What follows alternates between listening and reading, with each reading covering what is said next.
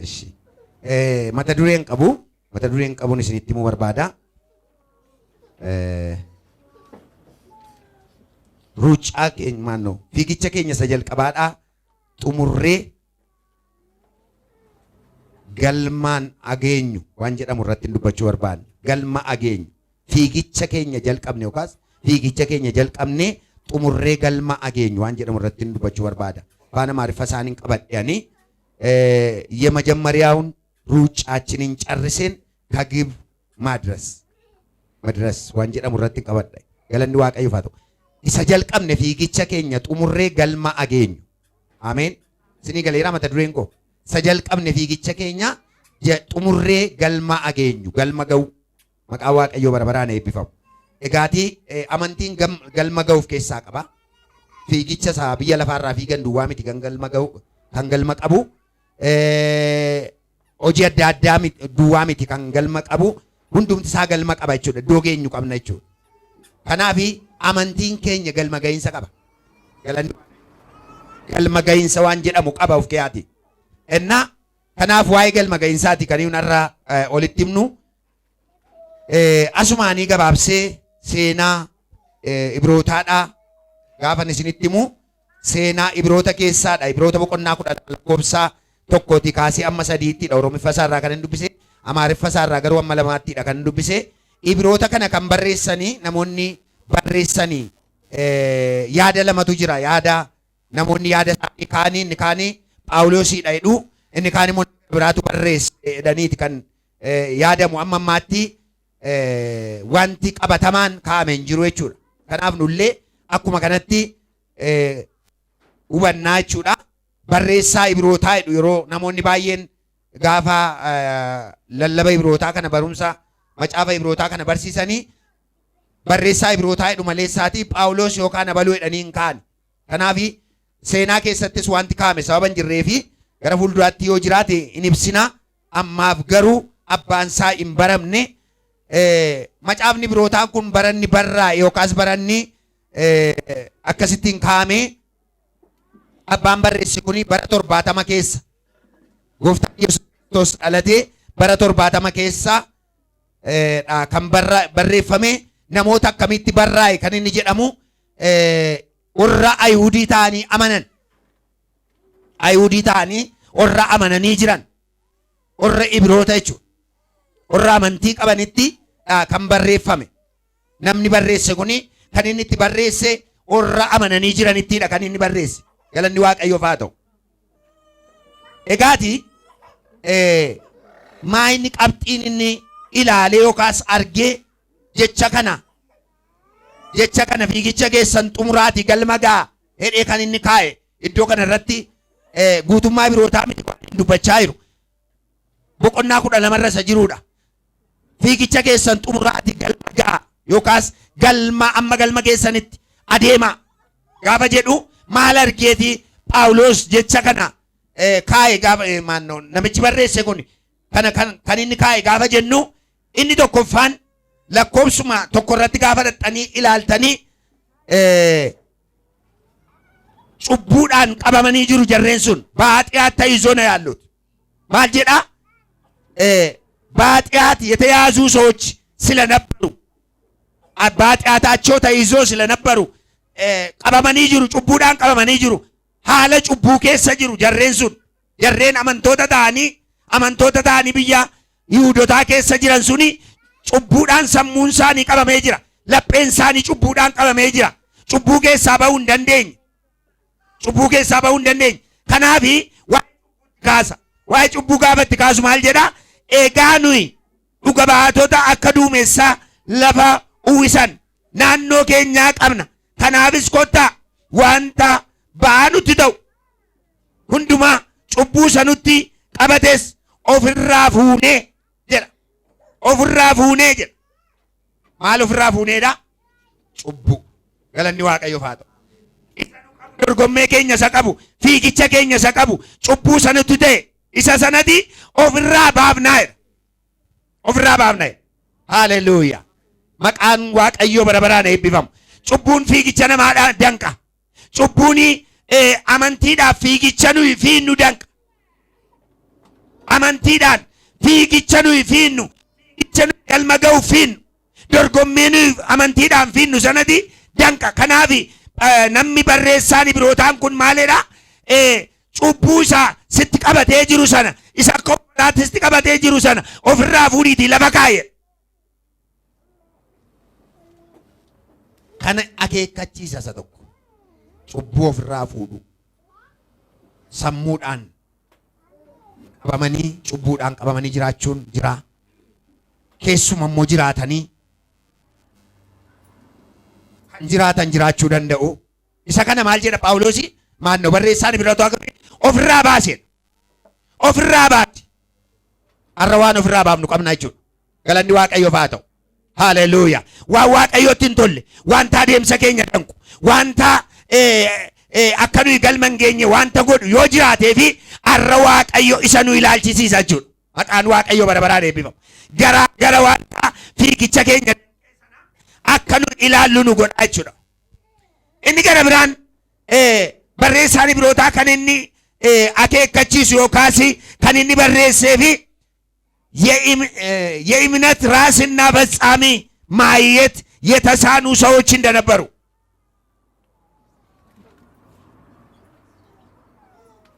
የእምነት ራስና ፈጻሚ የሆነውን ማየት የተሳኑ ሰዎች እንደነበሩ ይጠቁማል። አመንቲ ኬኛ ጀልቀቤቱ ረራን ይዘገው አባ አመንቲ ኬኛ ይዘተ አንተ አመንቲ ኬኛ ይዘተ warra gara isaa ilaaluu dadhaban namoota akkasiitu akka isaan jiran sagalee Waaqayyoo kun ka'a. Lakkoobsa lamarra dhaxxanii ilaaluu dandeessu. Namoota gara abbaa amantii isa ta'e gara Kiristoosiin ilaaluu dadhaban, gara isaa ilaaluu dadhabanii iji isaanii kun olii gadi jalaa rukutamu. Olii gad jalaa rukutama. Namoonni seenaa Phexroosiin beektan yoo jiraattanii Phexros gaafa gara bishaanicha gamaatti ce'uudhaaf ka'ee gara bishaan gamaatti gooftaa Yesuus Kiristoosiin argeetu yaa gooftaa jedheenaan anis gara kee dhufaatii bishaan kanarraa adeemeen gara kee dhufaatii naaf abboomitti hin jedha. Maal rakkina qabaree gooftaa? Maal rakkina qabaree? Deemtee dhufuu dandeessaa? Deemiti kottuutti hin jedha. Sanaan booda Phexros deemsa jalqabee. Deemsa gaafa inni jalqabu an akkanaa galutti yoon barroofne ta'e yoo achirratti hin kaa'amne ta'e Phexrosi gara eenyummaa isaatiitti deebi'uun isaa namni yaada. Gara eenyummaa isaatiitti, gara yaada isaatiitti, gara anummaa isaatiitti gaafa galaanicharra adeemuu jalqabu kun akkasin adeemuu jalqabe bakka amantiin kun jabaate anaadha jechuun isaa namni. Kanaaf Waaqayyoo gaafa inni yaada isaa Waaqayyo irraa kaasu, gooftaa irraa kaasu galaanni fudhatee gugugugugu innaan gadi bade. Harkasaa waan gochuutti ka'edha.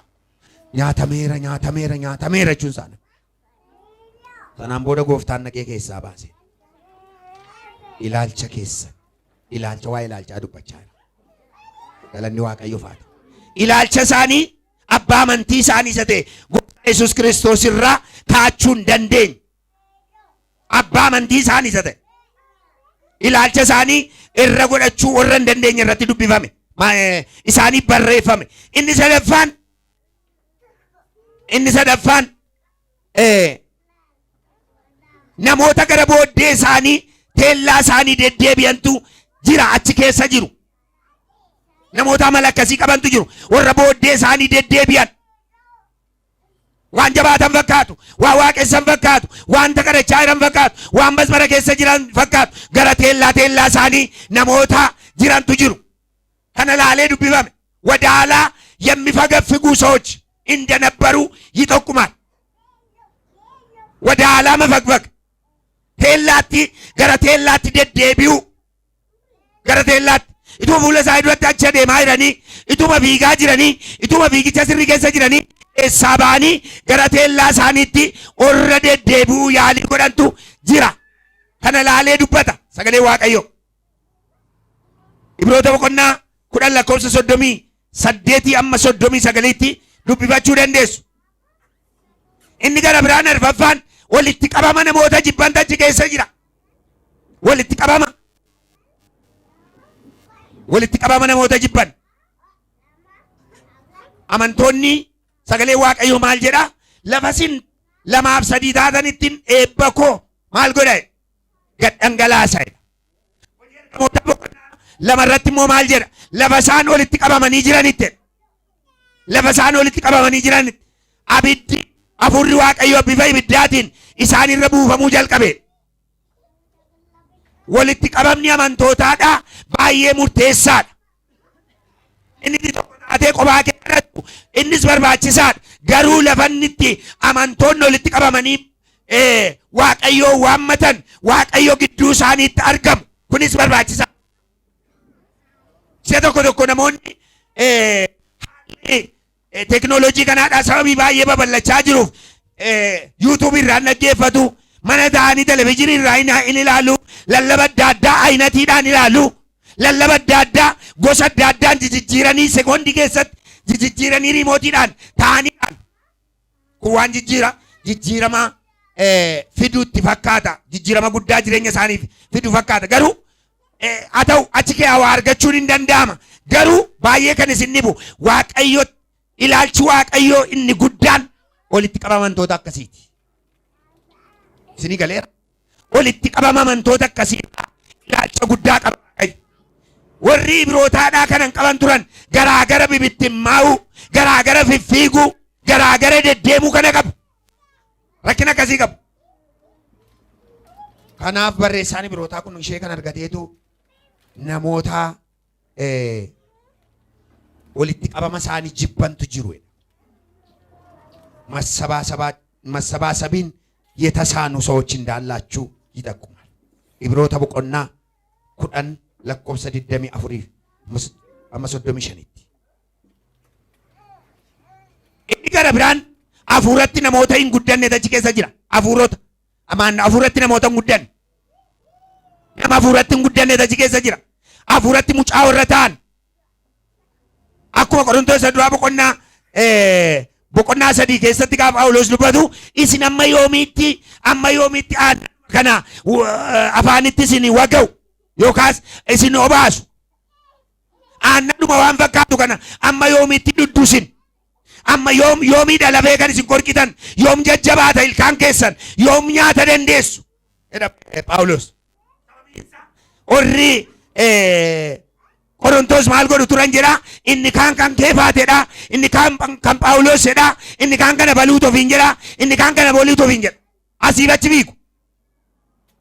achi biiku maal agarsiisa kuni hafuuratti bishaachuu dadhabuu isaanii agarsiisa.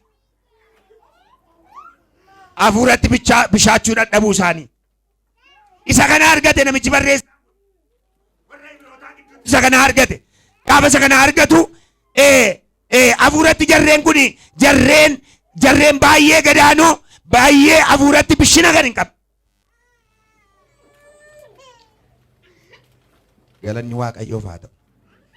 Nama akkasiidhaa yoo jira hafuuratti bishaadhaa isin hin jedhu. Hafuuratti bishaadhaa. Bishaachuun barbaachisa. Galaana gadi raafamuu barbaachisu. Akka galaanaadhaa olii gadi rurrukutamuu barbaachisu. Namni fiigicha isaa dorgommii isaa seeraan qabatee jiru iddoo tokko dhaabatee waaqayyoon eegaa, iddoo tokko dhaabatee waaqayyoon dhaggeeffata. Olii gadi Finfinneen baay'ee jireenya namaadhaa akka inni jireenyi namaadhaa bishaan akka jireenyi namaa hin guddanne godhee lafa nu kaa'e. Maaliifi fuula kana waldaa lamaaf sadiitu jira. Yoon achi tarii nan jajjabaadha jedha namichi. Gama kana akkasuma jiru. Barbaacha naadhiidhaa meeqa jira? Ayaata addabaabaa irra meeqa jira? Tarii achi lixeen jajjabaadhaa jedha namichi. Achi lixeen jajjabaadha orra burraaqoo kana keessa orra nama gurguddaa orra pirootokoolii isaa jedhanii jiran kana keessa naan dhage nan fooyyaa waan jedhamu fiigee dhaqa. Isuma sana. Mana miti kan nama jijjiiru. Manicha keessa seenanii mana zabalaqqeessaa kana madragisa bareedaa kana keessa gaafa dhaqanii lixan miti kan nama jijjiiru. Kan nama jijjiiru amantii keeti. Kan nama jijjiiru hafuuratti akkanii guddannu kan godhu anaadha siidha. Malee manicha miti abaluu miti. Abaluu nama tokko si gorsuu danda'a. Amma tokko si kadhachuu danda'a. Baay'ee garuu 70% yookaas immoo persentii 70 ol an yoon jajjabaadheedha. Ati yoo jajjabaatte isa kana rakkina akkasii akka isaan qaban kaa. Rakkina akkasii akka isaan qaban kaa macaafni kun. Egaati gaafa kana ilaallee jennu gara xumuraatti qabxii koo gara xumuraatti gaafa geggeessaa adeemu kun maaliif akka inni barraa'edha. Jarreen sanatu cubbuu keessa jiru. Jarreen sanatu amantiin isaanii ilaalcha amantii isaanii sirrii miti. Jarreen suni namoota bakkee gara teellaa ilaalan turanii. Namoonni suni namoota walitti qabama tuffatan yookaas walitti qabama gidduutti hin argamanii. Namoonni suni hafuuratti baay'ee gadaanoo akka isaan ta'an ka'a. Galanni Waaqayyoof haa ta'u.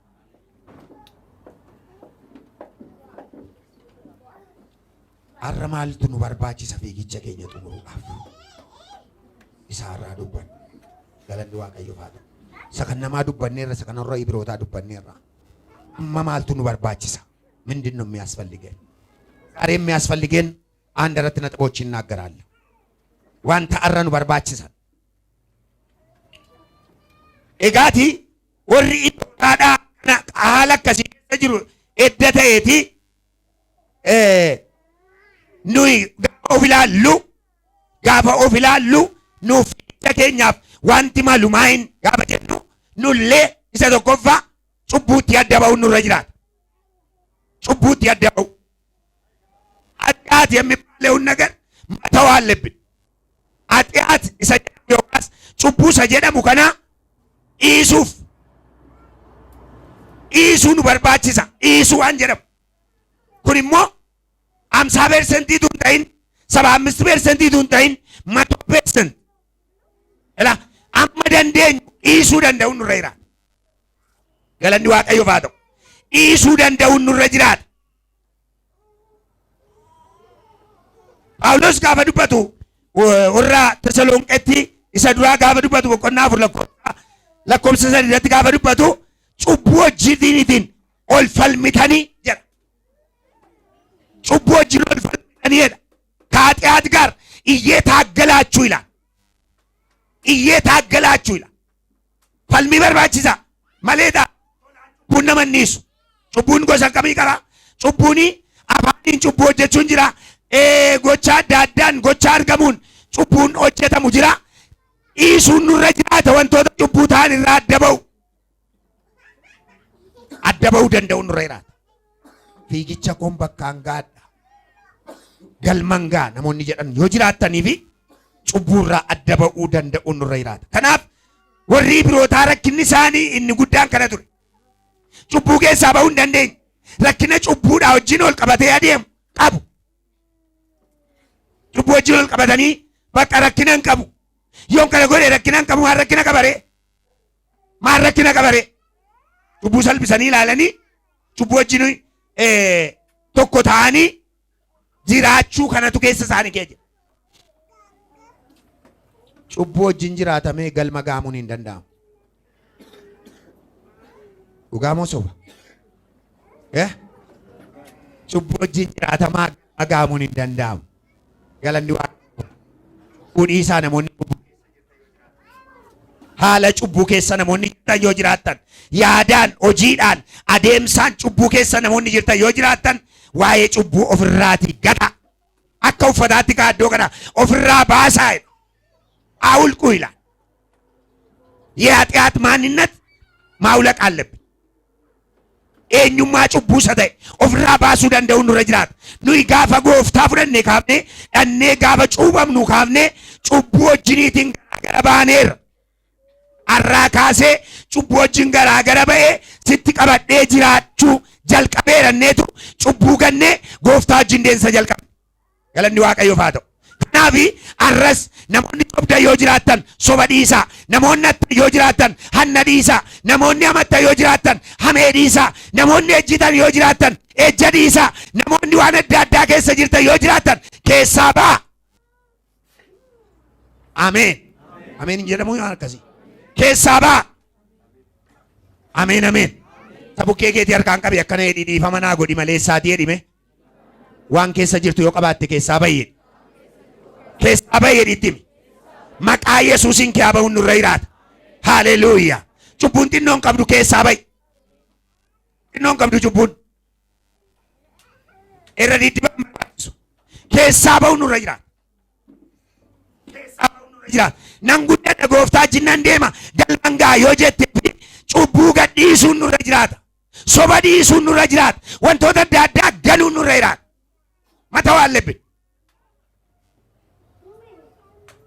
Isa kanaadhaan amma guutummaa biyya keenyaa irratti daraaree namoota ol ficcisiisaa jiru. Biyya hanqate miti. Biyyan nu hanqate miti. Biyyan nu hanqate miti. Cubbuu daraare biyya keenya keessatti. Cubbuu daraare. Warroonni taayitaa qaban warroonni gurguddannee irra jedhani anu duwwaadhaa jedhu. Inni tokko immoo attamitti si duwwaa taa'edha. Attamitti si duwwaa taa'edha. Inni tokkos attamitti si duwwaa taa'edha. Ol nyaachuu ibadaa'edha. Maqaa Yesuusiin hafuura kana waraanneerra. Haleluuyaa. Waldaa keessaas waraanneerra. Ameen ameen ameen. Biyya keessaas waraanneerra. Sammuu namaa keessaas waraanneerra. Mana namaa keessaas waraanneerra. Cubbuun qee balleessa. Qee balleessa cubbuun.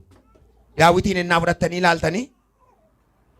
Daawitiin Waaqayyo akka nama akka garaa kootiin argadheedhu wanta inni hojjete seenaan inni hojjete baay'ee gadheedha. Gosi Israa'el amma isaan iddoo lamatti cabanitti godhe. Roobiyaamiif Yeroobiyaam jedhamanii amma isaan iddoo lamatti sameeniif dabuubiin ta'anii yookaas ta'anii amma isaan jiraachuu jalqabanitti Yihudaaf Israa'el jedhamanii amma isaan kaa'amanitti cubbuun Daawit hojjete namoota garaagara baase. Maqaa Yesuusiin har'a waldaa keenya garaagara baasuu kan barbaadu, amantoota garaagara gochuu kan barbaadu, biyya garaagara gochuu kan barbaadu har'a maqaa Yesuusiin waraanneerra. Ameen jedha. Maqaa Yesuusiin waraanneerra. Kaabaaf kibba jedhamee garaagara ba'an.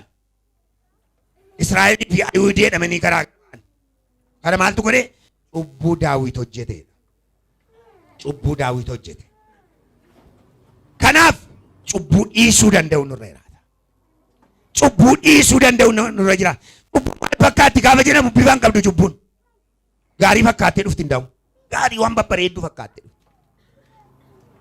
Waan babbareeddu. Museen akkana jedhe.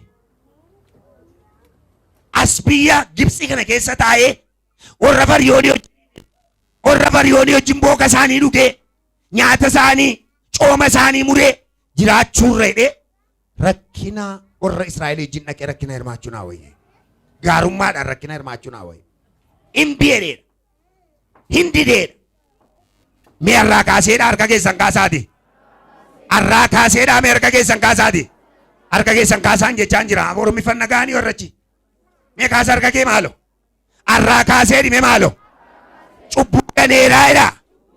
Dhugaa wajjin firoomeera jedha. Maqaa Yesuusiin cubbuu ganaan jedhan. Maqaa Yesuusiin cubbuu ganaayee. Cubbuun mana keessan keetti jan godhatin. Haleluuyaa. Inni Waaqayyo baa ta'u. Cubbuu ganuu nurra jira. Mana keessaa ganuu nurra jira. Alaa ganuu nurra jira. Alaa ganuu nurra jira. Waan gaarii fakkaatee dhufa. Birrii fakkaatee dhufa. Birrii fakkaatee dhufa. Kunoo maal akka gooti bara kana immoo salphaadha baay'ee. Baay'ee salphaadha maqaan nuufnu maleessa. Waan baay'ee jira. Waan baay'ee. Waan baay'ee jira. Waradaa kana keessa mana dhattani kiristiyaana isa balaafamaadha. Garuu taa'imu birrii fudhata. Yooti birrii kenneen malee si jalaa miillan fuudha. Kifila ganamaa keessa guutee jira. Tajaajilaadhaan paasteriidhaan biyyaati paasterii ta'een tajaajilaa ture. Achi tajaajilaan ture faarfachaan ture. Garuu birrii si gaafata dhokate. Maqaa Yesuusiin waraanneera. Hafuurri waradaaf kifila ganamaa keessa jiru yoo waldaa kana jee jiraate har'a maqaa Yesuusiin galagalchineera. Haleluuyaa. Imbuudha. Dhosee fuudha. Eessaan sin ga'u yoo jiraatte namni wardaa kee hojjettu yoo jiraatte. Kibila kanamaa kee allee nama hojjettu yoo jiraatte. Eessaan sin ga'u. Yookaan konkolaataattiin bittaa konkolaataattiin waan tokko taati. Yookaan waan tokko manatti jiraatta yookaan manatti waan tokko taati. Maqaa Yesuusiin arra gara gashineerran jedha. Haleluuyaa. Galanni Waaqayyoof. In fuudhu laatte jedhanii fuudhu malee. Yesuus.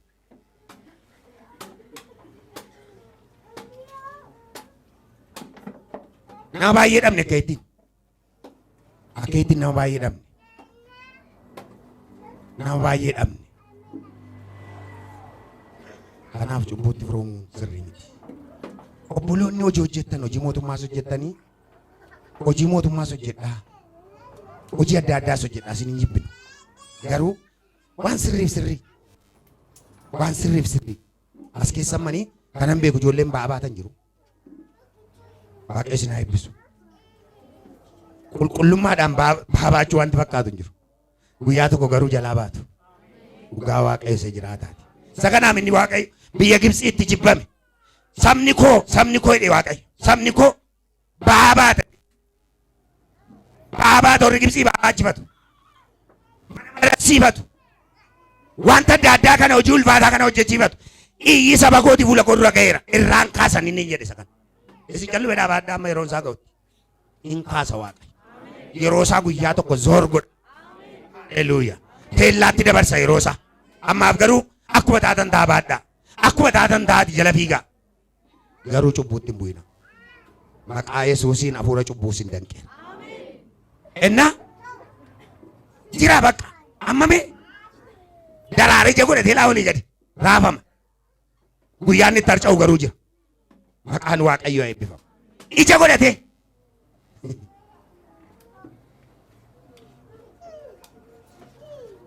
Kanaaf Phaawulos kan inni dubbatu inni tokkoffaan cubbuu baasaa. Cubbuu baasaa. Cubbuu baasaa. Saa'oliin akkana jedhe Waaqayyo.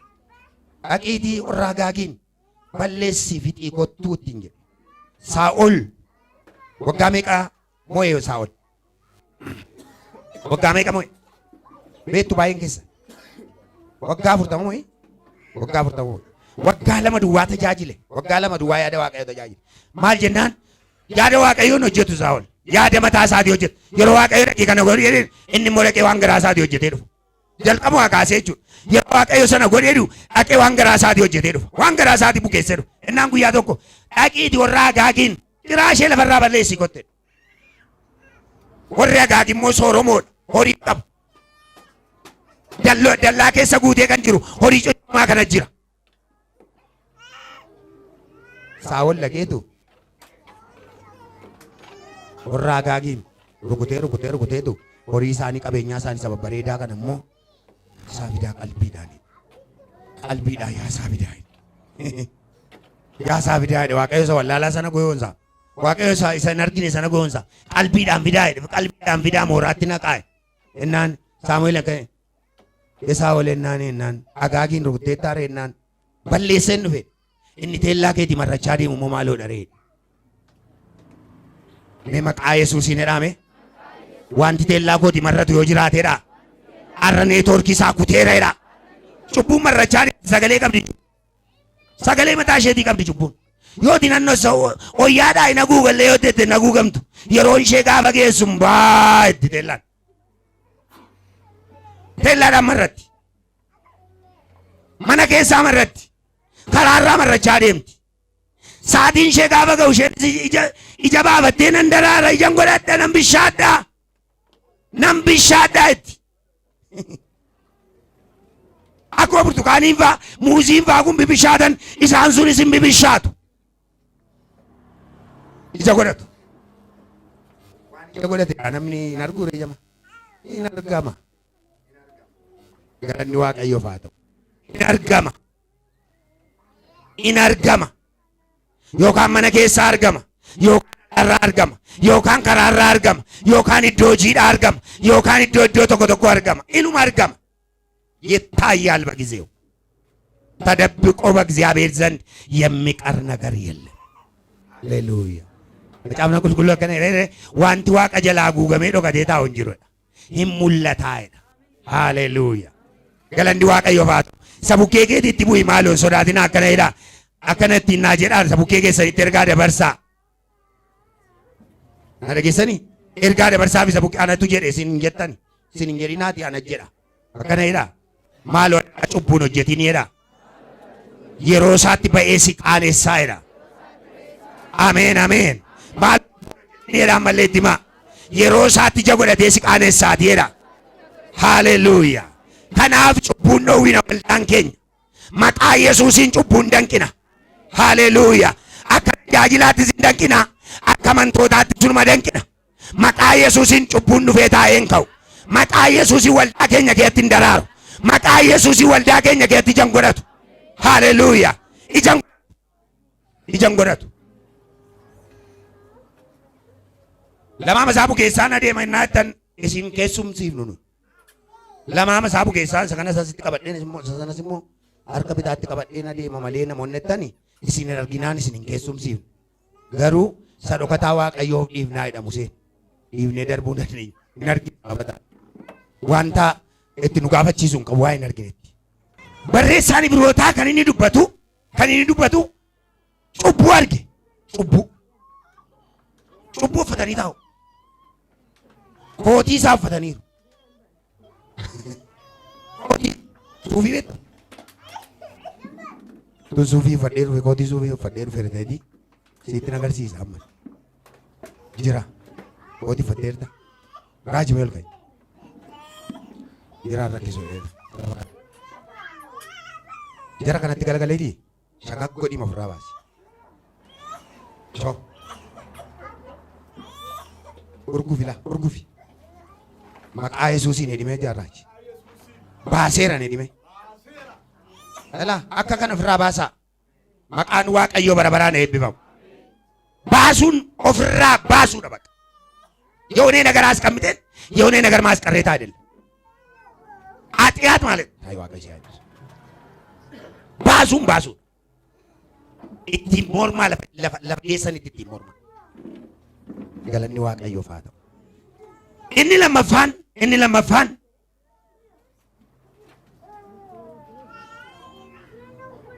liqa kaayinuun Yesuus Kiristoos tamalkitoo maroot ነው።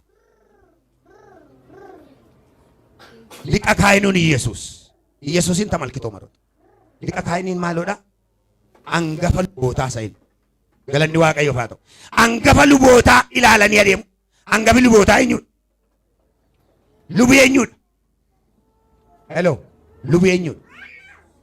Hin beektan jechuudhaan lubi. Lubi eenyudha? Amantootaa lubi eenyudha?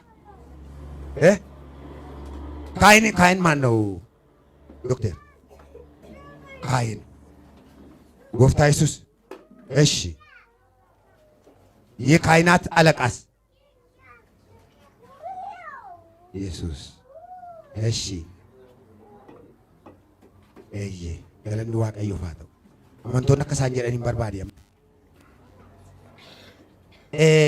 Lubi uniidha. Hangafi lubootaa Yesuusii. Galanni Waaqayyoof haa ta'u. Lubi uni.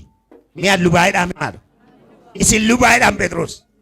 Isin luba mana qulqullummaati jedha. Luba mana qulqullummaati jedha. Mi'a lubaayidhaan seexanni na dhaga'u an lubaayidhaa. Lubummaadhaan muudameera jedhame. Maqaan Waaqayyoo bara baraan eebbifamu. የካህናት አለቃ ደግሞ ኢየሱስ ነው። ከናቢ ገረሳ ይላሉ ደንደው አቲ ሉበደታቴ እንሞ ሉባ ሉቦታ ደተቲ ገረ ሉቦታ ሰናዳ ይላሉ ደንደው ገረንገበ ሉቦታ ሰና ይላሉ ደንደው ጳውሎስ maal jedha? Phaawulos gaafa dubbatu Qorontos duraa boqonnaa 11 fakkaata. An Kiristoosin akkuma fakkaadhe isin immoo maal fakkaadhaa? Na fakkaadhaa. Galanni Waaqayyoof haa ta'u. Jiraataadha Yesuus. Saatiin koo gara deemamuti Phaawulos eekamaa jira. Haaleluyyaa. Innaa hangafa lubootaa fakkaachuu. Hangafa lubootaa fakkaachuu. Hangafa lubootaa fakkaachuu. Hangafa lubootaa fakkaadhaa jedhee gorsa. Namichi barreessaan Ibrootaadhaa warra Ibrootaa kanaanii hangafa lubootaa fakkaadhaa. Hangafi lubootaa maal akka inni fakkaatu ilaalaati. Isa fakkaadhaa. Adeemsa isaa ilaalaati. Isa fakkaadhaa. Hojii isaa ilaalaa. Isa fakkaadhaa. Jireenya isaa ilaalaa. Isa fakkaadhaa. Inni sadaffaadhaa. Adeemsi fiigicha keenyaadhaa. Gara kaman akka inni ta'e kallattii isaa beeku. Kallattii fiigicha keenyaa beeku. Kallattii fiigicha keenya. Maaliif fiigaa jirtu jama? Yeroo waldaa kana dhuftan maaliif dhuftu? Yeroo tajaajiltan maaliif tajaajiltu? Tajaajiltoonni maaliif dhaaltanii tajaajilaa? Eessatti fiigaa jirtu? Kallattii fiigicha keessanii beekutu siira jiraata. Kallattii fiigicha keessanii. Namni tokko namunti sanbatumti jiraatee fi waldaa dhaqu. Namunti ka'ee hoyyaafatee waldaa dhaqaaf waldaa kana jira. Waldaa dhaqxu beeki. Maaliif akka amante beeki. Eessatti adeemaa akka jirtu beeki. Maal akkasii eeggachaa jirtu beeki. Fuula irratti maal akka jiru beeki. Nama hundumtuu kana dhuunfaatti beekachuu irra jiraata. Kallattii fiigicha keenyaa beekuu danda'u nurra jiraata.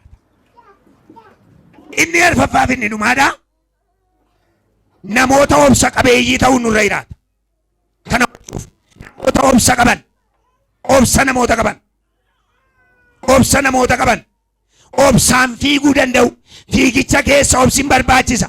Warra akka Haayilee faa, warra akka Qananiisaa faa yeroo galma ga'an sana dadhabuu dhiisanii miti. Eebuudhaa tallaa'uu dhiisanii miti. Beelli isaan mudduu dhiisee miti. Rakkoon adda addaa isaan mudachuu dhiisee miti. Obsaan fiigu madhumaatti. Obsaan galma isaanii ga'u bakka dafqi isaan keetti nafuu. Dafqi isaan keetti nafuun dadhabu baay'ee dadhabu unuma fiigu namoonni warri duukaa intini isaaniitiif osoo isaanii ta'an jabaadhu amma geesseetta hidhu in ilaallatu iddoo sana bakka sana ilaallatu ammallee jedhi isaatiin geganaadha hidhu inuma fiigu. Namni kun hedduun kaanii nama lama sadiitu isayyuu kukkufaa maal jecha achi ga'u. Kanaaf fiigicha amantii sarraa obsa gaafata. Ameen. Obsa gaafata. Rakkina keessa dhaabannee amantii keenya qabannee deemuu danda'u. Rakkinni jira biyya lafaa keessa. Rakkinni hin jiru ennee lallabnu. Rakkinni jira. Rakkinni manaa jira. Rakkinni gaa'ilaa jira. Rakkinni hojii dhabuu jira. Rakkinni siyaasaa jira. Rakkinni waan baay'ee jira. Dandeenyee misuma keessa fiigicha keenya obsaan fiiguu danda'u nurra jiraata. Obsaan fiiga. Obsaan tajaajila. Warri amantoonni obsa qabaadhaa deema. Obsa qabaadhaa deema. Waa sababii isin mudateef teellaa hin bayinaa. Waa sababii isin mudateef fiigicha keessan keessaa baata hin dhaabatinaa. Waa sababii isin rakkiseef teellaatti hin dheedhinaa. Tajaajiltoonnis amantoonnis hin kadhanna ol kaadha.